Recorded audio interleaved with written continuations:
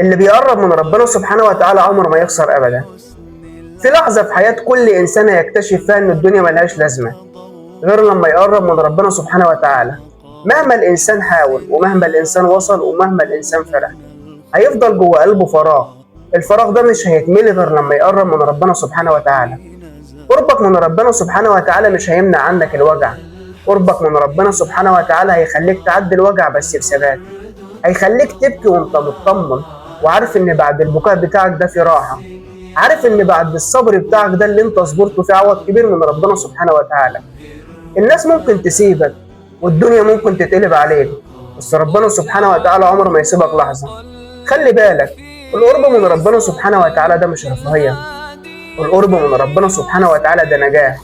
ده النور اللي بينور لك الطريق حتى وسط الضلمة بتاعتك. علشان كده لازم تكون قريب من ربنا سبحانه وتعالى.